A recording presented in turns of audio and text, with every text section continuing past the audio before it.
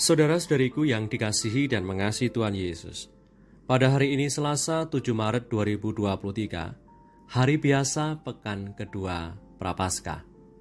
Manu sabda kita dari Injil Suci menurut Matius bab 23 ayat 1 sampai 12. Mari kita siapkan hati kita untuk mendengarkan sabdanya.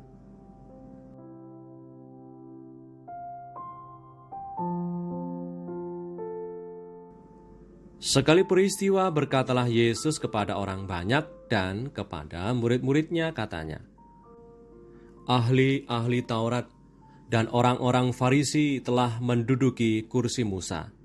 Sebab itu turutilah dan lakukanlah segala sesuatu yang mereka ajarkan kepadamu. Tetapi janganlah kamu turuti perbuatan-perbuatan mereka, karena mereka mengajarkannya tetapi tidak melakukannya.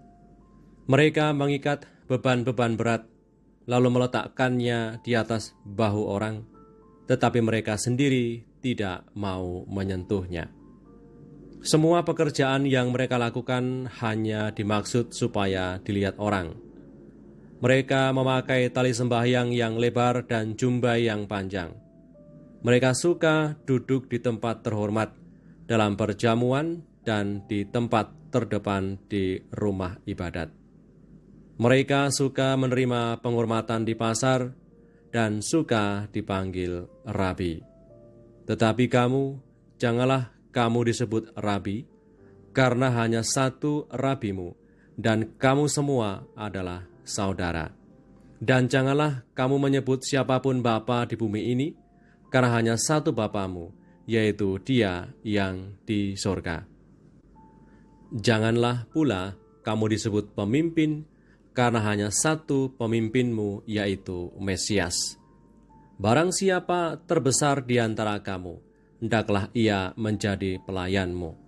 Dan barang siapa meninggikan diri, ia akan direndahkan. Dan barang siapa merendahkan diri, ia akan ditinggikan. Demikianlah sabda Tuhan. Terpujilah Kristus.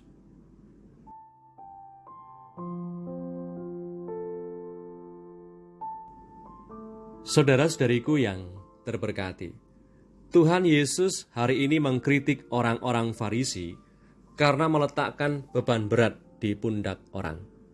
Sebaliknya, Tuhan Yesus datang menawarkan kelegaan bagi tiap orang yang mau datang kepadanya. Dikatakan dalam Matius 11 ayat 28. Marilah kepadaku, semua yang letih lesu dan berbeban berat, aku akan memberi kelegaan kepadamu. Karya Tuhan di dunia, dalam ragam tanda mukjizat dan bela rasanya, dalam sengsara, memanggul salib dan wafatnya, adalah dalam rangka untuk meringankan beban hidup kita karena belenggu ikatan dosa. Dalam korbannya, kita bebas merdeka. Dalam suasana hati dan sikap iman yang telah dimerdekakan, dibebaskan oleh Tuhan, dalam sengsara, wafat, dan kebangkitannya, maka kita sudah saatnya saling menanggung beban saudara-saudari kita. Beban yang ada dalam saudara-saudari kita itu bisa dalam rupa kekurangan dan kelemahan fisik saudara-saudari kita, penderitaan dan kelaparan, dan lain sebagainya. Saudari-saudaraku yang terberkati, sebagian besar dari kita juga harus menghadapi beban kehidupan dengan segala dinamika yang ada. Satu atau beberapa beban yang tak dapat dihindari juga diperlukan supaya kita terbentuk untuk bisa semakin mengasihi dan mengandalkan Tuhan dalam segala. Tuhan hari ini mengajarkan bahwa daripada memaksakan beban yang tidak perlu kepada orang lain, kita harus mau saling membantu memikul beban. Dalam Galatia bab 6 ayat 2 dikatakan, bertolong-tolonglah menanggung bebanmu, demikianlah kamu memenuhi hukum Kristus. Saudari-saudaraku yang terberkati, mari kita cermati lingkungan sekitar dan sesama terdekat kita dan coba kita temukan.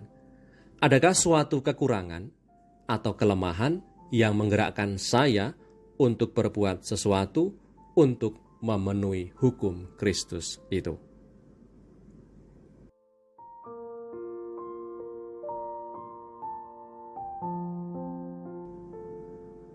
Marilah berdoa.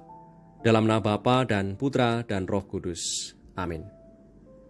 Tuhan Yesus, kami bersyukur kepadamu atas kebaruan perintah dan ajaran-Mu, menjadi besar dengan mau melayani. Bentuklah hidup kami yang selalu ingin dilayani oleh orang lain, menjadi hidup yang penuh syukur dan rendah hati. Sebab dengan mau melayani dengan tulus, maka bisa menemukan hidup yang penuh makna. Sebab Engkaulah Tuhan dan Penyelamat kami, yang hidup dan berkuasa bersama Bapa dalam persekutuan Roh Kudus, Allah Meraja sepanjang segala masa. Amin. Berkatalah Yang Maha Kuasa turun atas kita semua, Bapa dan Putra dan Roh Kudus. Amin.